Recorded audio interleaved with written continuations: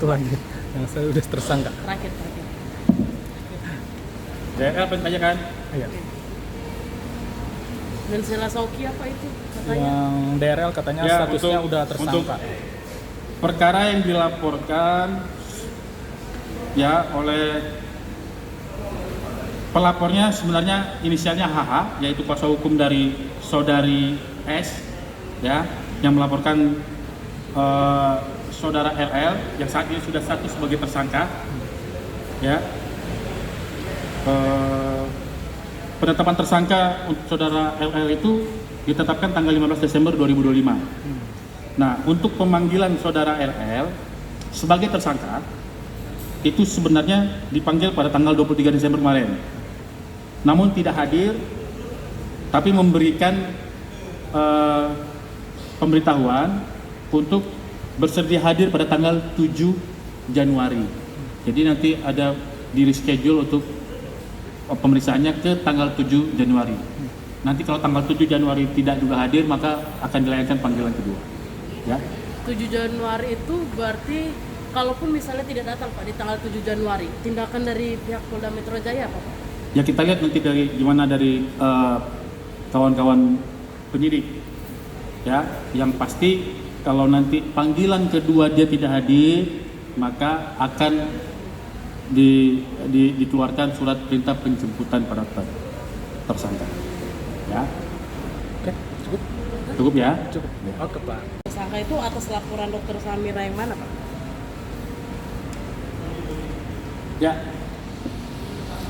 Yang ditetapkan saudara RM Jaya tersangka itu yang laporan LPB nomor 7317 12 Romawi 2024, ya, garing SPKT garing Polda Metro Jaya tanggal 2 Desember 2024, yang mana melaporkan perkara di bidang kesehatan atau perlindungan konsumen. Berarti tentang klinik yang tidak layak atau bagaimana Pak? Soalnya kan ini kan perseturuan mereka kan banyak banget nih. Ya, saya sampaikan kesempatan ini. Ini agak panjang. Saya ceritakan kronologi pelaporan ya. Pelapor yaitu saudara HH selaku kuasa hukum dari korban, ya, bahwa korbannya itu saudari S, Dr. S menerangkan bahwa pada tanggal 12 Oktober 2024 melakukan pembelian produk dengan merek White Tomato di salah satu aplikasi marketplace dengan inisial S, ya, dengan akun Gerabah Shop seharga Rp670.100. Namun setelah barang diterima dan dicek ternyata komposisi tidak terkandung white tomato. Selain itu, pada tanggal 23 Oktober 2024, korban juga membeli produk dengan merek DNA Salmon, ya, di rumah saja, di salah satu aplikasi, ya, di rumah saja, di rumah aja, di salah satu aplikasi dengan inisial T, ya, dengan akun Rai Sales Shop, ya, saya ulangi, dengan nama akun Rai Sales Shop seharga Rp1.030.700. Namun setelah diterima, diduga barang sudah tidak steril karena tidak ada tutupnya dan kemasannya dikemas ulang.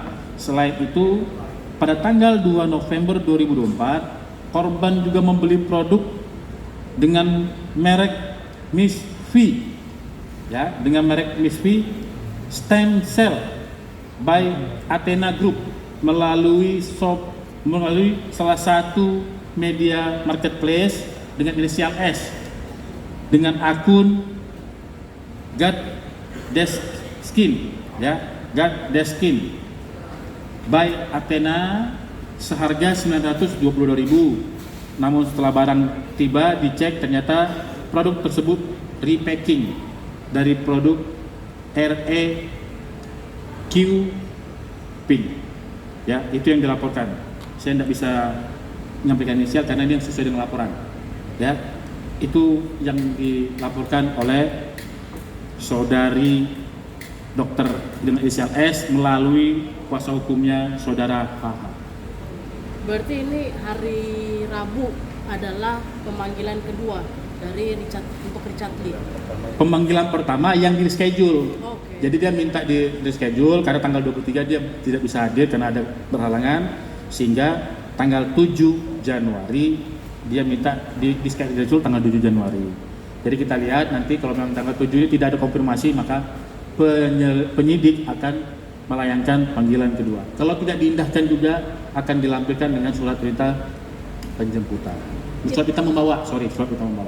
Pak, berarti hanya satu orang saja kan ditetapkan sebagai tersangka atau ada satu orang lagi sebagai timnya atau bagaimana, Pak? Saat ini itu yang dari kawan-kawan penyidik ya, sementara baru satu. Nanti tapi apabila nanti ada perkembangan dari hasil penyidikan lebih lanjut nanti akan kita sampaikan pada saat rilis berikutnya. Karena dari di sosial media Dokter selalu berkuar inisial H juga ikut terseret menjadi tersangka. Makanya kita kan untuk menentukan keterlibatan seseorang terhadap tindak pidana kan harus minimal mengantongi 2 alat bukti dan harus bisa membuktikan ya keterkaitan antara A, B, C dan D ya, sehingga actus reus dari mens rea dari perbuatan tindak pidana yang dilakukan oleh oleh tersangka itu harus bisa dibuktikan oleh kawan-kawan penyidik. Jadi tidak sembarangan untuk menentukan orang sebagai tersangka. Minimal penyidik harus mengantongi 2 alat bukti untuk membuktikan bahwa dialah pelakunya dan benar tindak pidana itu terjadi dan itulah barang bukti. Berarti tidak menutup kemungkinan akan ada tersangka tambahan? Kami belum bisa menyampaikan, tapi yang namanya penyidikan kan dinamis, ya toh. Kalau memang nanti ada perkembangan lebih lanjut dari kawan-kawan penyidik, pasti akan disampaikan ke depan. Terakhir, Pak, ancaman hukumannya buat inisial RL bagaimana, Pak?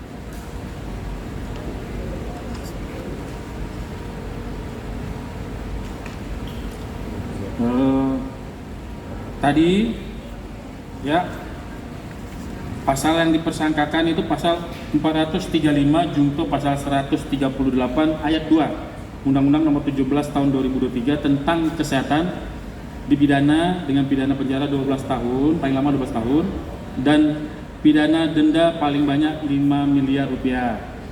Ya, dilapis dengan pasal 62 ayat 1 junto pasal 8 ayat 1 dan atau pasal 9 ayat 1 Undang-Undang Nomor 8 Tahun 1999 tentang perlindungan konsumen, dipidana dengan pidana penjara 5 tahun atau pidana denda paling banyak 2 miliar rupiah. Itu ya, itu yang bisa kami sampaikan. Terima kasih.